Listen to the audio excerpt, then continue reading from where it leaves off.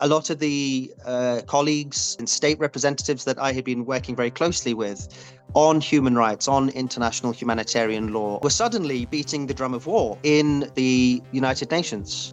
Usman Noor is a lawyer who was sacked from a high-profile NGO job for speaking about Palestine. Hello, Usman again from Stop Killer Robots. When Hamas's 7th of October attack took place, Usman was working for a large international disarmament campaign supported by organizations like Amnesty and Human Rights Watch called Stop Killer Robots. When it became clear that Israel's assault on Gaza was going to be devastating for the civilian population, he suggested the campaign advocates for them, but his plea fell on deaf ears. They cut the food, the water, the gas, and I said to my colleagues, let's talk to our own campaign about this. We have this civil society network, and I suggested that we should advocate for a humanitarian corridor. But my boss essentially silenced me and said we shouldn't talk about this. I decided to make a personal tweet. We have been witnessing the premeditated ethnic cleansing of the Palestinian people. And I call upon colleagues, friends, representatives of states to use their voice to end occupation and end apartheid now. Word got round that this tweet had been sent by me, and I was suspended from the campaign. I asked for reasons, and the response was for me to be terminated immediately. My name was removed from the website. My email account was terminated. My UN grounds pass was revoked.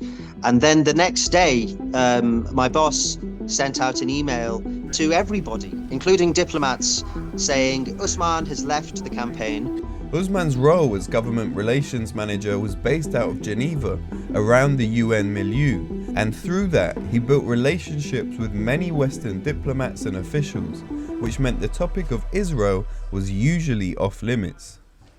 For decades, we have been dehumanizing certain people. When we saw wars going on in Iraq, in Libya, in Syria, in Yemen, in Afghanistan, it's almost as though it became normalized. So there's almost an expectation that they are supposed to suffer. And I think that normalization has affected all of us, including in the NGO community. We have to accept that certain Western states are very, very sensitive about protecting Israel and are always going to side with Israel. And it's an ideological thing, actually.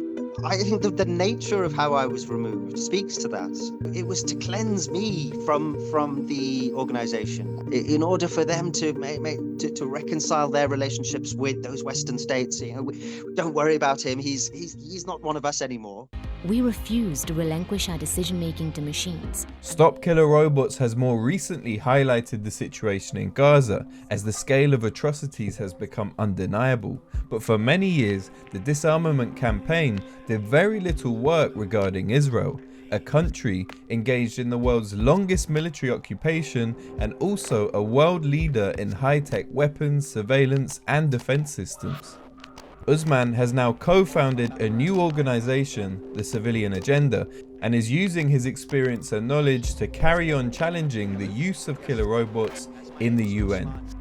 I'd like to make a statement concerning the catastrophic use of artificial intelligence by Israel in Gaza, converting humans into data to make selection processes to exercise force, essentially annihilating entire population by the press of a button. Israel is using artificial intelligence to commit genocide in Gaza. Stop Killer Robots is not stating that the systems being used by Israel for this genocide are autonomous weapon systems.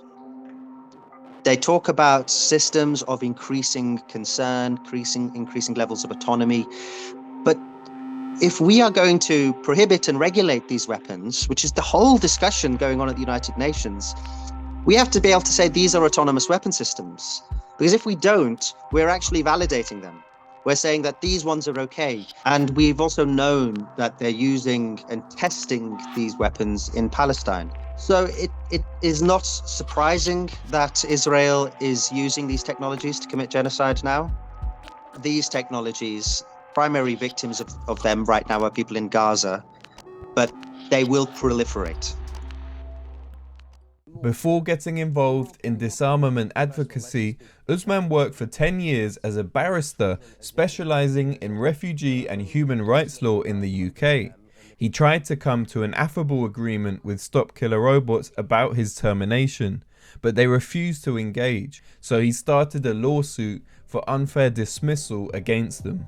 The most shocking thing after my termination was how many people from within the campaign and within humanitarian disarmament NGOs that said the same thing had happened to them. Why I am determined to succeed in the legal case is to empower such people. Feel free to speak your truth, especially if our culture is based on our peace building and based on our determination to speak out against oppression. We then need to have that culture within our own community.